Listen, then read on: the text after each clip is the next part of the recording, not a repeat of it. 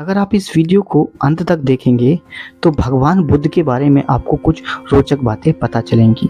इस वीडियो में हम भगवान बुद्ध के कुछ बातों के बारे में जानने वाले हैं और इस वीडियो से हमें ये भी सीख मिलेगी कि हमारा एक कदम, कभी कभी हमारा एक कदम भी हमें सफलता की ओर ले जाती है। हमारी एक गलती हमें जीवन में अच्छे रास्ते पर ले आती है।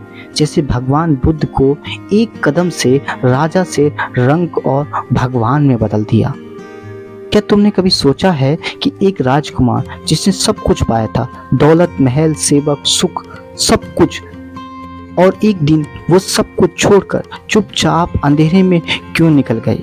क्योंकि किसी रात उसने चुपचाप अपने बेटे को बिना उठाए, अपनी पत्नी को बिना बताए जीवन के उस रास्ते पर कदम रखा जहां केवल सवाल थे और जवाब कोई नहीं। भगवान गौतम बुद्ध नहीं गए थे किसी खोज में, वो तो भागे थे उस झूठ से जिसे दुनिया ने सच बना रखा था। उन्होंने नहीं कहा था, पर उनका हर कदम ये कह रहा था कि मैं नहीं रहूंगा उस जगह जहां मन का चैन कैद है सोने के पिंजरे में, जहां मन का चैन कैद है सोने के पिंजरे में। क्या आज भी हम उस कैद में नहीं हैं? सुबह आंख खुलते ही फोन की स्क्रीन देखना, दूसरों की जिंदगी से अपनी तुलना करना, पैसे कमाने की दौड़ में खुद को खो देना, क्या यह जीवन है? बुद्ध ने कुछ नया नहीं कहा, उन्होंने केवल वो याद दिलाया जो हम भूल गए थे कि शांति बाहर नहीं भीतर है। हमारे मन के भीतर ही शांति का वास होता है।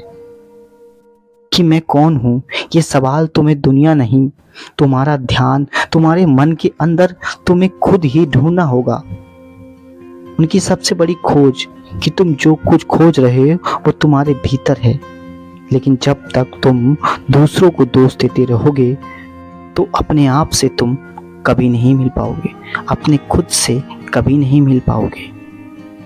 जो आज अगर बुद्ध भगवान तुम्हारे सामने होते तो शायद इतना ही कहते, रुको, सांस लो और सुनो वो आवाज जो खामोश है पर तुम्हें पुकार रही है, तुम्हें पुकार रही है। और शायद वो खामोशी ही तुम्हें आजाद करते और सोए हुए तुम्हारी ज़मीर को सकाते। बुद्ध बनना मुश्किल नहीं है, बस मन के भीतर उतरने की हिम्मत होनी चाहिए।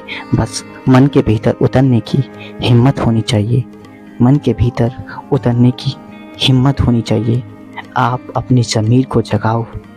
और भगवान श्री कृष्ण भी यही कहते हैं कि अगर आपको मन के अंदर झांकना है, अपनी आत्मा से मिलना है, तो ध्यान लगाओ और अपने ही अंदर झांको। आपको बाहर झांकने की कोई ज़रूरत नहीं है।